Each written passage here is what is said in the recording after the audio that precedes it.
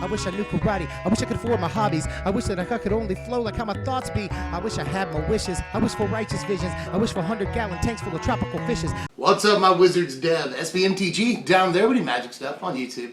Here's the thing, actually, case in point, here's a deck I've been trying to present to you for like a month now. Just I keep doing other stuff and stuff keeps getting in the way and I push this back. But I'm finally going to give it to you. This is Black-White Eldrazi. As a consequence of having been in the process of building this deck now for a very long time, it feels like, I think we've got it honed down to about where it needs to be in its final form, which is not a thing I usually say, but if I were going to sleeve something up for the Grand Prix, this is probably what I'd take. It's probably because I'm quite well versed with the deck at this point. I've been playing a lot of it, but also because I think it is legitimately a very powerful deck. So let's take a look. We'll start by telling you the 15 creatures in this deck, and we'll start with probably the weakest card in the deck, but in my experience, you have to play it. It really ties the room together. There's 3 copies of Hedron Crawler in the deck. So it actually does a lot of things for us. It's the only 2-drop creature, but a fine 2-drop it is. It helps us play things like Thought-Knot Seer, and it ramps us into Thought-Knot Seer on turn 3. Very important. Also helps us activate Eldrazi Displacers. Very important. And last but not at all least, this can put us a turn closer to something like Sorin or Avacyn than we would normally be. I mean, a turn 5 Sorin is much better than a turn 6 Sorin. Altogether, he's obviously not the strongest piece in the deck, but it really does an awful lot of things for us just on turn 2. So I've really liked the inclusion of Hedron Crawler. There's obviously other stuff you could do, but I like to be a turn closer to certain big cards, and I like to play a Thought-Knot Seer on turn 3. I also like that it's an extra source of colorless mana. Just the thing does a lot. We're playing 3 copies of Eldrazi Displacer because every creature in the deck outside of Hedron Crawler can be displaced for some form of value or another. Obviously, this can also save our creatures from spot removal, which is always really good. Just Eldrazi Displacer is a powerful card in multiple formats. Same thing with Thought-Knot Seer, which is really its best friend. I was pretty happy to see that Displacer tricks were widely represented at the Pro Tour. I see a lot of people trying to do things with that, including a Mardu deck that I really liked. The Red-White Goggles deck, you know, there are a lot of exploitation of Eldrazi Displacer. Just premium creature in the format right now and great with anything with ETB effects, which is more or less all we're playing. We're running 2 copies of Wasteland Strangler in the deck. We don't need to run a ton of copies of this because we've got a bunch of removal, but still a pretty good creature when it can kill a guy and put something on the battlefield of your own. Always a good shot, and this is a really good way to follow up something like Declaration in Stone. Second turn Declaration in Stone, third turn this guy, and suddenly you've killed 2 other dudes and you got a creature, the only creature on the board. That's pretty good. Just Wasteland Strangler, decent way to set yourself up into the mid game, and there are multiple turn 2 ways of exiling something either from their hand or from off the board. Now let's get into the heavy hitters. 4 copies of Thought-Knot Seer, and you need all 4, honestly. Just a premium creature in the deck. It's sort of, I was going to say it's the Vendilion Clique of Standard, but in some ways it's like the Vendilion Clique of Modern. Like, people love playing this card in Modern, too. It can really remove some very important cards from their hand for pretty much the rest of the game. You can lock them down if that's your MO. And the whole time, you've got a huge, beefy 4-power dude on your side of the board that's resistant to all kinds of removal. So, do like the thing, and sure, it can still die to your Grasp of Darkness, it can still die to, you know, Declaration in Stone, but they can't kill it with an ultimate price. That's pretty cool. They can't kill it with Fiery Impulse or Fiery Temper, so it is resistant to some forms of removal, but still dies to Grasp and Languish. That said, it's still probably one of the best 4-mana plays in the format, full of amazing 4-mana plays. I don't know if you've noticed how many incredible 4-mana cards there are in the format right now, but good things start at 4. For the most part, really good things start at 4. And this is absolutely one of them, especially with a Displacer on the board.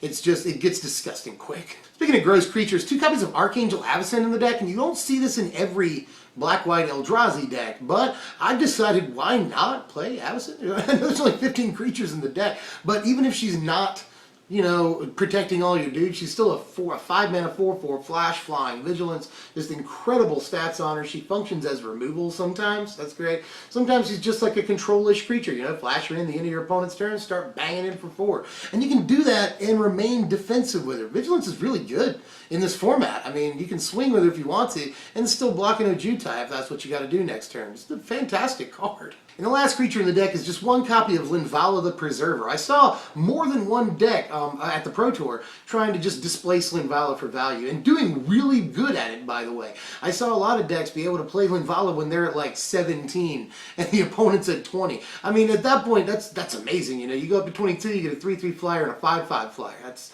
crazy. And obviously displacing this is really one of the best displacement targets in the format. If you happen to dip below their life total, just displace Linvala. You gain 5 life. Pretty awesome. So they have to deal a bunch of damage to you to end up winning.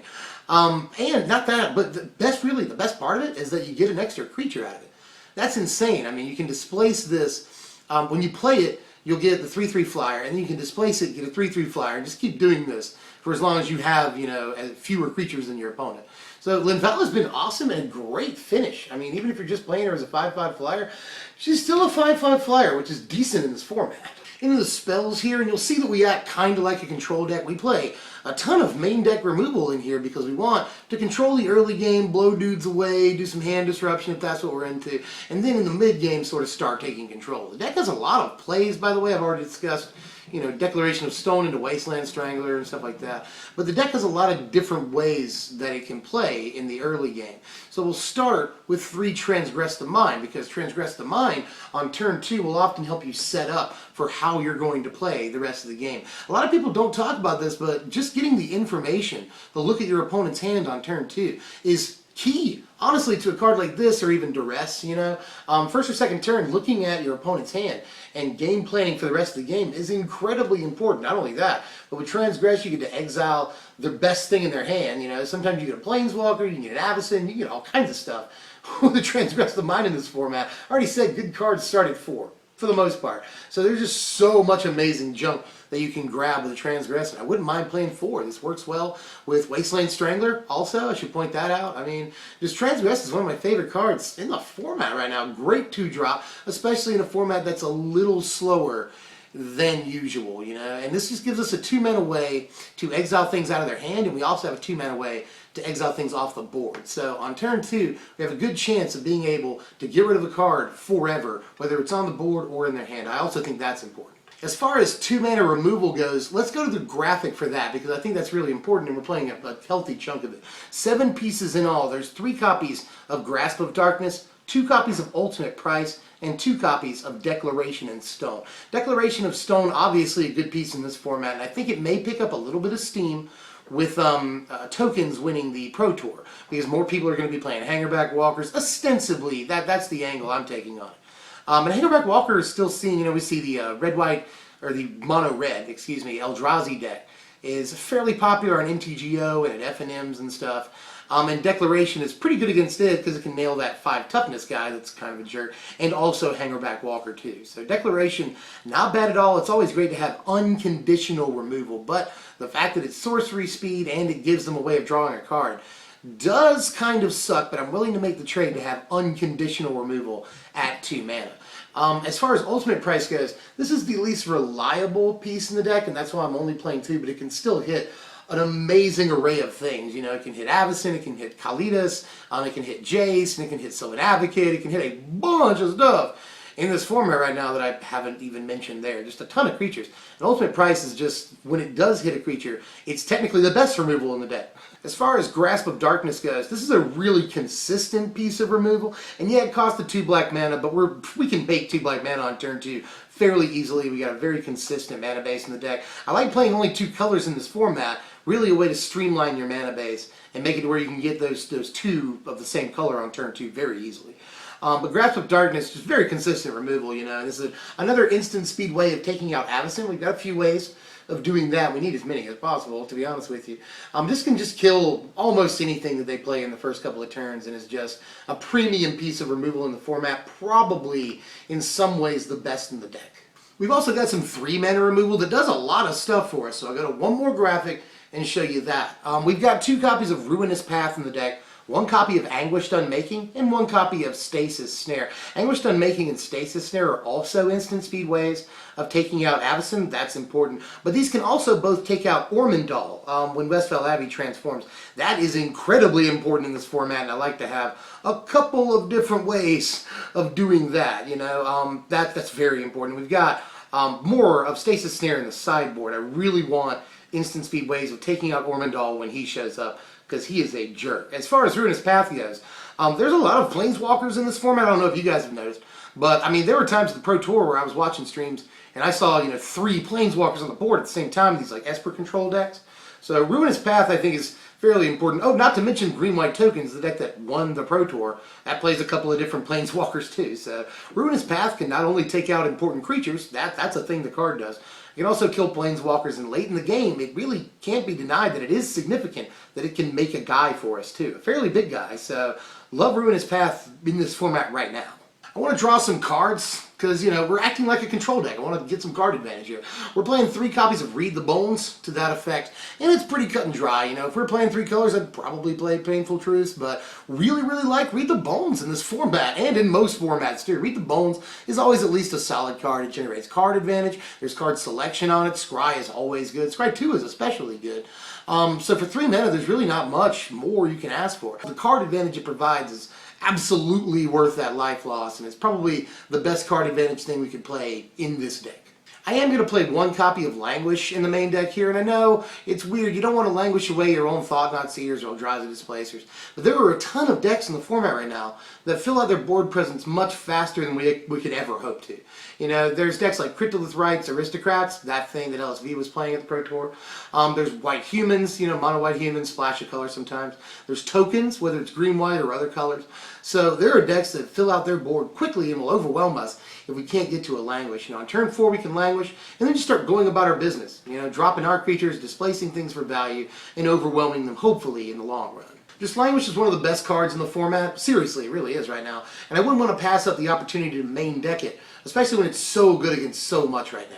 And to finish off the deck, I'm going to play 2 copies of Sorin Grim Nemesis. Just the card does everything we want it to do. It can often get us back in the game if we're lagging behind by using its negative X ability, blow something away, gain us some life. That's good. It can also just win the game by itself with its +1 ability, and the worst thing its +1's ever going to be is card advantage. So he gets to, you know, if all you do is sit there and +1 him, he'll get to his ultimate fairly fast too, and his ultimate is actually pretty good. So I just like everything about Sorin. I think he's a great in-game piece, and you know, if things like Avacyn or even Linvala aren't quite doing it for us, Sorin can just kind of sit back behind all of our big flying blockers and just win the game through sort of inevitability for us. So I love Sorin in this format.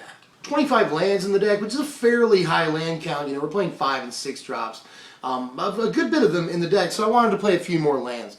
We're also kind of making 3 colors in the deck. That's why we're playing, you know, obviously Caves of Koilos is a no-brainer anyway, but it helps us sort of play Westvale Abbey. You know, we can cast Eldrazi and activate Eldrazi with Westvale Abbey. That's a reason to play it. And if we happen to be able to either get the 5 creatures on the board or use itself to make the 5 creatures and, you know, sacrifice them, then Ormondal is just insane. Like, Ormondal wins the game by himself kind of a lot. You transform into Ormondal and they just scoop. So just another way of winning the game, which the deck kind of has a lot of ways of, and we are playing Secure the Waste in the board, again I'll say that, to sort of help make this work against decks that it really wants to work against. Here's our sideboard right here, and I actually think the sideboard is insanely important. I've done some tweaking since the Pro Tour to sort of, you know, go along with what I think more people will be playing. Now there's 3 copies of Duress that could be in the main deck. I feel like you could main deck 2 copies of Duress and be pretty fine with that. You'd have to take out some removal, but that might be okay. It depends on your local meta. I feel like if there's more Planeswalkers and more control type decks, then Duress is definitely main deckable. Just I've always loved the card. It does not have to be relegated to the sideboard. I've done it here because I feel like more F&M players are going to run up against more creatures. So I've done more removal in the main, although Duress is still a fantastic card. There's another copy of Transgress the Mind in there to fill out a playset against, again, control, ramp decks, for instance. This can, lately I've been using this to nab Goggles an awful lot, so that's good. Hallowed Moonlight, obviously, against the Coco decks, which are all over the place, whether it's Bant, the most popular one, or Jund. That's a big one now. Abzan Company, also a big deck, so collected companies everywhere. Oh, Green-Black Aristocrats, so collected companies everywhere. Hallowed Moonlight's not bad at all. Infinite Obliteration against the ramp decks, obviously, and it can do work against other decks, too. Virulent Plague against the tokens decks that might be even more of a thing in this format. We don't really generate tokens, we don't care. Stasis Snare, again, against mostly Ormondal, but also instant speed answer for Avacyn if they're running a bunch of those. Kalitas, just really good against Green-Black Aristocrats. Fantastic against that deck. He can sometimes, quote-unquote, blank the board against white aggro. I said that in a video the other day, and people were like, what do you mean? Basically, if they have like 2 power guys on the board and they swing in and you have a Kalitas, That more or less blanks all the damage that they're going to do. You can block, gain 3 life, and they can deal 2 damage with a creature, you just up 1 life. So they won't even attack in that situation. You've basically blanked out attacks with 1 Kalitas. So just really good creature, and he can sometimes get big over the course of the game. We're playing a ton of removal in the deck, so if we just remove a couple other creatures, eat the zombies, Kalitas can win the game by himself, but he's mostly a specialized tool against a couple of decks in the format, notably Green-Black Aristocrats. We're packing 1 more Languish in the sideboard here, just because I think that's a wise decision, and then Secure the Waste, obviously, is not only in there to work with Ormondal and Westvale Abbey, but also just because it's Secure the Waste, man. It's it's definitely a card that if you're playing against a deck, you can find an opening for a big Secure the Waste. At the end of their turn or during their combat step. Secure the Waste is just a fine card. It can function as removal. It can function as, I'll play this at the end of your turn and swing for $1 million when I untap them on my turn, So I just love Secure the Waste. It might have a spot in the main. I just don't know if it's overall, synergistic enough with what we're doing in the main. Here's your power rankings here. A final score of 69 for the deck, which is very competitive and very playable. The deck does fairly well against a lot of decks in the format. Just fine mid-range deck with a lot of great removal pieces. The deck can either be proactive or reactive, Early in the game, Transgress the Mind is a very proactive card, whereas all of our 2 and 3 mana removal is very reactive. Also, when we play our creatures, depends on sort of what we're playing. So the deck is fairly skill intensive, yes, but it's just got a lot of really good plays at all mana costs, from 2 on up to 6. So we've got a lot of the better cards in the format in this deck right here. And it has decent game against a lot of stuff. I've been proxying up and playing with these Pro Tour decks and stuff. And the deck has decent game against them, and a deck very much like this one ended up in the top 8 of, I think it was Starts of the Open Baltimore, which was the first season, or the first tournament of the season. So the deck does have legs and can do fairly well in, big money tournaments, or at least big name tournaments, not necessarily big money.